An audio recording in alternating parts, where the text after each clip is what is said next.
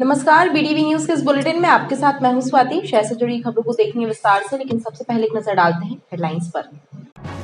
चेरीताल राजीव नगर में नाला सफाई कार्य के दौरान विद्युत पोल हुआ धराशायी। विद्युत पोल मकान की दीवार से टकराया, दीवार हुई क्षतिग्रस्त, बड़ा हादसा टला।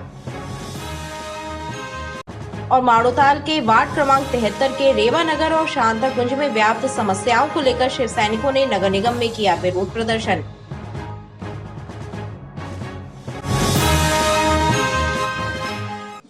राजीव गांधी नगर चेरीताल में नाला सफाई कार्य के दौरान बिजली का पोल धराशायी हो गया। गनीमत यह थी कि पोल एक मकान की दीवार पर जाकर टिक गया, जिससे बड़ा हादसा होने से बच गया। राजीव गांधी नगर चेरीताल में चल रहे नाला सफाई कार्य के दौरान विद्युत का एक पोल अचानक धराशायी हो गया। गनीमत यह थी कि पोल एक मकान की दीवार से जा टकराया, जिससे बड़ा हादसा होते होते बच गया। इस घटना में मकान की दीवारों को नुकसान पहुंचा है। स्थानीय लोगों ने बताया कि हादसे के वक्त इलाके में बच्चे खेल रहे थे और विद्युत पोल पर विद्युत की सप्लाई भी थी, जिसके कारण बड़ा हादसा हो सकता था। हालांकि इस घटना के बाद से लोग दहशत में हैं। उनका कहना है कि सुधार कार्य के लिए ना तो बिजली विभाग से कोई कार्यवाही हुई है और ना ही नगर निगम से। ऐसे में बड़ी दुर्घटना का खतरा लोगों के सिर पर मंडरा रहा है। यहाँ पे नाले में साफ सफाई हो रही थी। यहाँ घर पे खंभा गिर गया है। अगर कोई ना होता तो यहाँ बच्चे में ये 2-4 बच्चे यहाँ गिर के दब जाते, हादसा हो जाता। यहाँ कोई संभावना नहीं, पता नहीं कितने बच्चे गिर के मर जाते। ये जो नाले की साफ सफाई हो रही थी, ये मशीन के कारण खंभा गिरा हुआ है। ना बिजली विभाग आया, ना नगर निगम का कोई अधिकारी आया। आप देख सकते हैं ये पूरी लाइन चालू है। अब आप बताइए इसके लिए सलूशन क्या है, इसके आगे की कार्रवाई कौन करेगा। हादसा होने से बच गया और आप देख सकते हैं ये मकान। स्थानीय लोगों की माने तो विद्युत का पोल नाले की सफाई कार्य के दौरान गिरा। स्थानीय लोगों ने विद्युत विभाग से जल्द ही सुधार कार्य कराने की मांग की है। भीषण गर्मी के इस मौसम में पनागर जनपद के घाना ग्राम पंचायत में पेयजल संकट से रहवासी परेशान है। स्थानीय लोगों की माने तो पानी की सप्लाई के लिए क्षेत्र में पेयजल टंकी का निर्माण कराया गया, लेकिन अब तक टंकी से पाइपलाइन को जोड़ा नहीं गया है। भीषण गर्मी के इस मौसम में पनागर जनपद की घाना ग्राम पंचायत में भीषण जल संकट से लोग परेशान हैं। स्थानीय लोगों की माने तो जल संकट का कारण सिर्फ प्रशासनिक उदासीनता है। पानी की सप्लाई के लिए क्षेत्र में टंकी का निर्माण करा दिया गया, लेकिन टंकी से पाइपलाइन को जोड़ने में प्रशासन कोताही बरत रहा है, जिससे दिनों दिन जल संकट गहराता जा रहा है। लोगों ने जनप्रतिनिधियों से लेकर शासन प्रशासन तक शिकायत दर्ज कराई, लेकिन अब तक समाधान नहीं हुआ। विगत दिनों से बहुत परेशानी हो रही ग्राम घाना में, घाना खमरिया में, और पानी को लेके वार्ड क्रमांक 1 और 2 में तो बहुत बड़ी समस्या बनी हुई है। विधायक मत से करोड़ों रुपए खर्च करके जो टंकी से पानी सप्लाई की बात हुई थी, तो घर घर कनेक्शन तो पहुंच गए हैं, पर सप्लाई अभी तक भी नहीं हुई है। तो त्राही त्राही मची है और लोग दूर दूर से पानी ला रहे हैं। पुरानी पाइपलाइन तोड़ के नई पाइपलाइन बिछाया गया है, परंतु उसके बाद भी पानी नहीं पहुंच रहा है जन जन तक। इन्हीं सब बातों को लेकर आज जिला कलेक्टर साहब को संपर्क किया गया और उन्हें शिकायत से अवगत कराया गया। कैसे कि मतलब दूर दूर से पानी जो है ढो रहे हैं लोग, नल चल ही नहीं रहा है। और सरपंच को कहते हैं तो वो कहते हैं कि भाई नहीं वो हम सचिव नहीं कह रहा, सचिव को बोलते तो सरपंच, सचिव बोले सीओ को जाओ, सीओ बोले काम कर रहा है। इस तरह से जो है सीओ, ग्राम पंचायत, सरपंच और सचिव ये सब टाल मटोल कर रहे हैं और बिल्कुल पानी 4-5 दिन से नहीं आया है। लोग परेशान है और नदी का जो है वहाँ गंदा पानी जो है भर भर ला के पीने को मजबूर है। देख लो कि पानी ला रहे हैं, ढो रहे हैं सब कोई।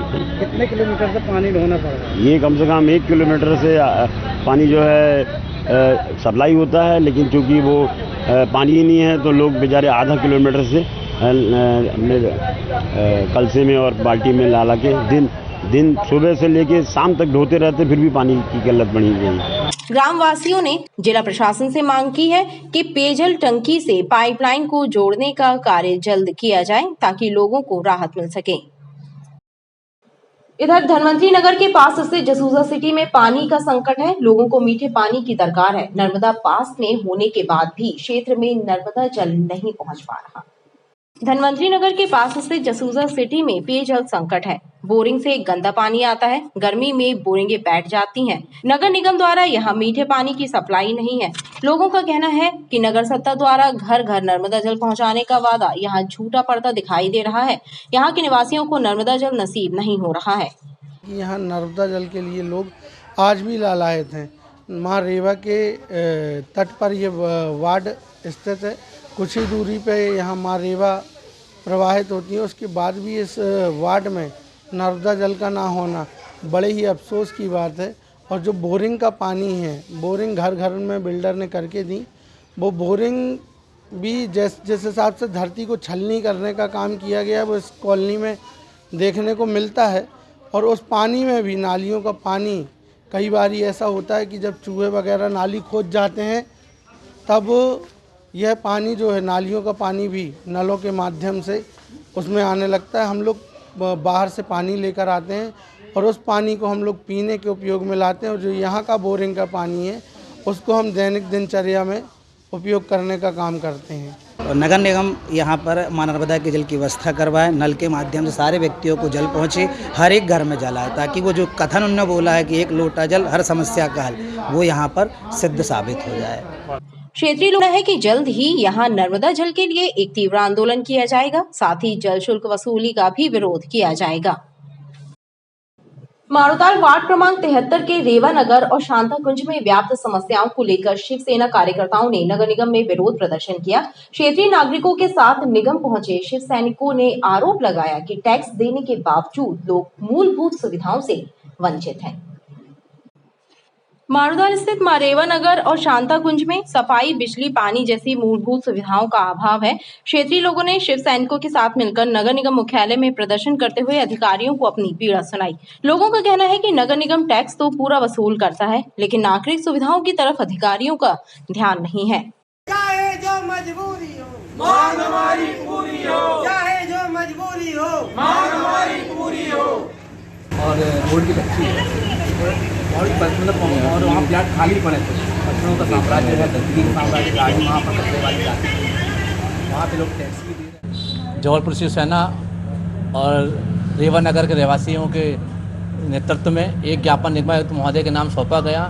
ज्ञापन अपर आयुक्त राजेंद्र मिश्रा जी को दिया। ज्ञापन में हमारी ये मांग है कि माँ रेवा नगर, शांता कुंज, मड़ोताल जो विगत 15-20 वर्षों से वहाँ निवास कर रहे 15 से 40 से 50 मकान वहाँ पर रहवासी मकान है, मगर वहाँ स्ट्रीट लाइट नहीं और गंदगी का साम्राज्य बना हुआ है। वहाँ पर प्लॉट खाली पड़े हैं, मच्छर आते हैं, उनको बहुत, और नालियाँ नहीं हैं और स्ट्रीट लाइट नहीं होने के कारण वो काफ़ी दिक्कतों का सामना करना पड़ रहा है। ये काफ़ी समय से अपनी मांग को लेकर पार्षद विधायक लोगों के पास जा रहे हैं, मगर अभी तक कोई सुनवाई नहीं की जा रही है। हमने आज ज्ञापन में मांग की, यदि हमारी शीघ्र मांग पूरी नहीं होती है तो आने वाले समय में हम चक्का जाम प्रदर्शन और उग्र आंदोलन के लिए बाध्य होंगे, जिससे शासन प्रशासन की होगी। मैं ये कहना चाहती हूँ कि मैं पार्षद के पास गई, मैं विधायक के पास गई, मैं नगर निगम गई, मैं बिजली ऑफिस गई, लेकिन मेरी कोई सुनवाई नहीं की जा रही है और मुझे स्ट्रीट लाइट की बहुत ही ज़्यादा ज़रूरत है। मैं किसी तरह करके मजबूरी में टीसी कनेक्शन ली हूँ और उसका बिल इतना ज़्यादा आ रहा है, मेरे पास मतलब खबर पे खबर आ रहा है, आप 17,000 18,000 बिल पे कीजिए, आप नोटिस में साइन कीजिए। मैं क्या करूं, कहां जाऊं,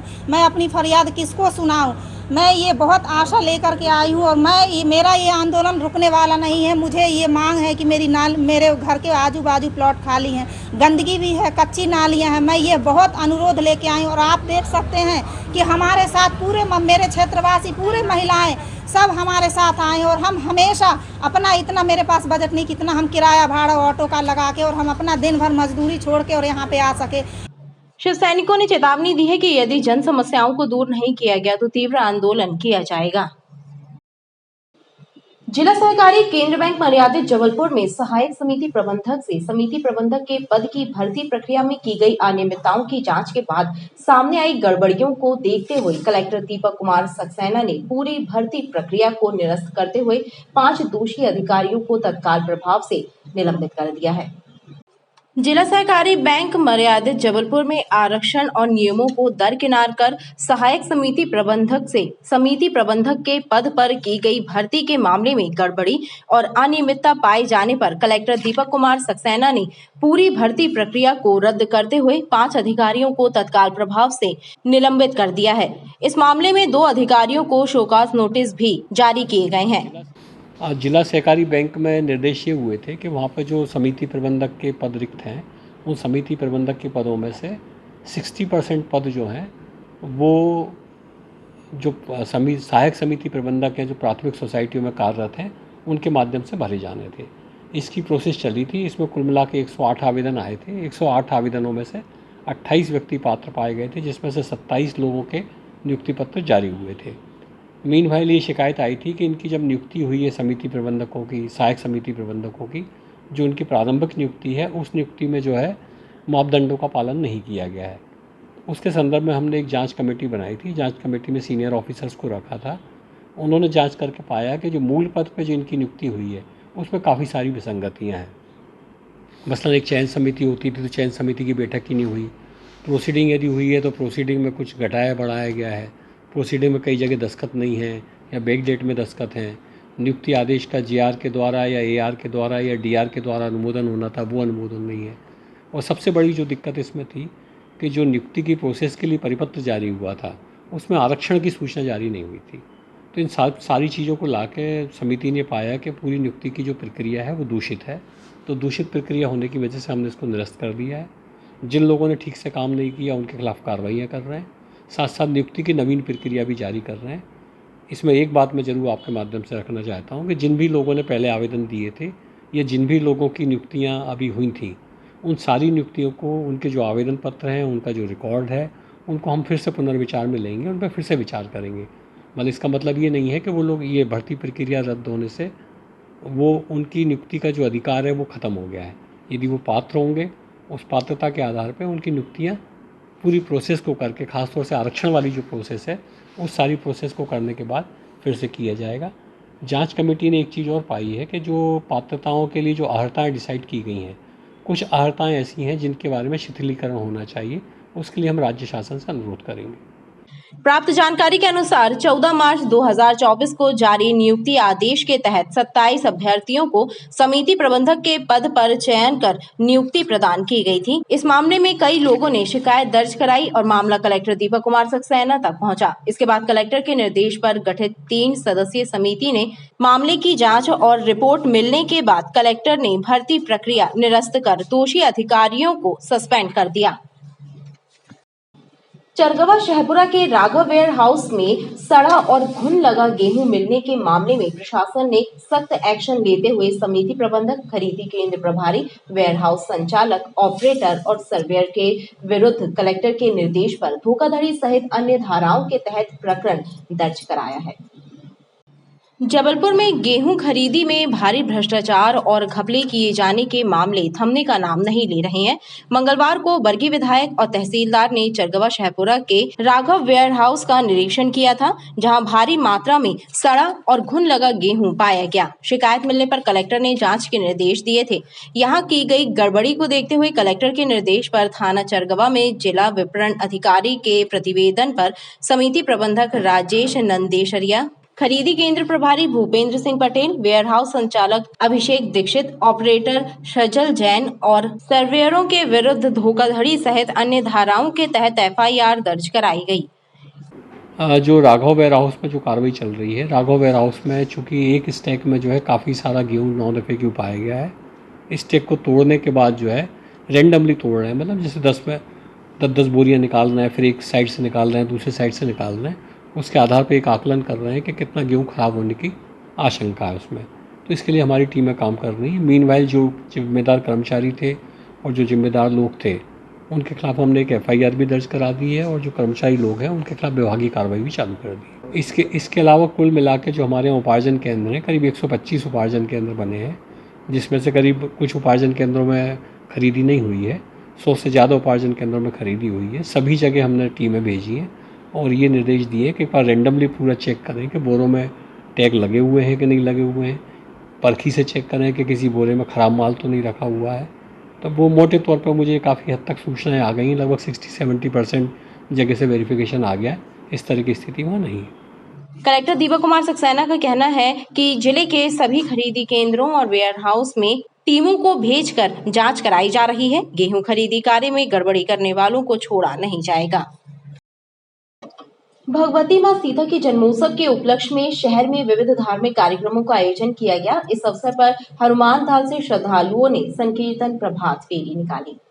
श्री राधा नाम संकीर्तन सेवा मंडल के तत्वावधान में भगवती मां सीता के जन्मोत्सव के अवसर पर सुबह संकीर्तन प्रभात फेरी निकाली गई। प्रभात फेरी में शामिल श्रद्धालुओं ने रामधुन और राधा नाम का जप करते हुए धूमधाम से प्रभात फेरी में भाग लिया। प्रभात फेरी के समापन के बाद प्रसादी का भी वितरण किया गया।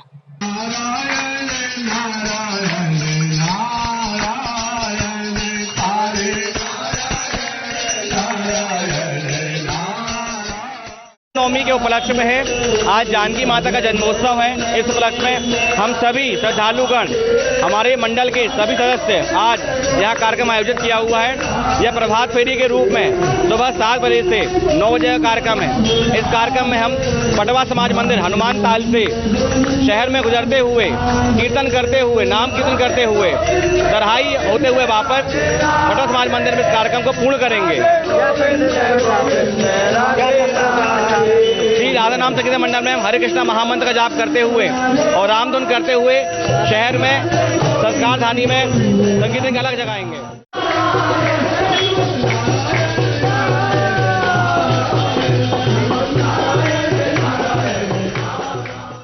पाटन थाना पुलिस ने देर रात एक स्विफ्ट डिजायर कार से बड़ी मात्रा में अवैध शराब जब्त की है। इस मामले में कार चालक को गिरफ्तार कर उसके विरुद्ध आबकारी एक्ट की धाराओं के तहत प्रकरण दर्ज किया है।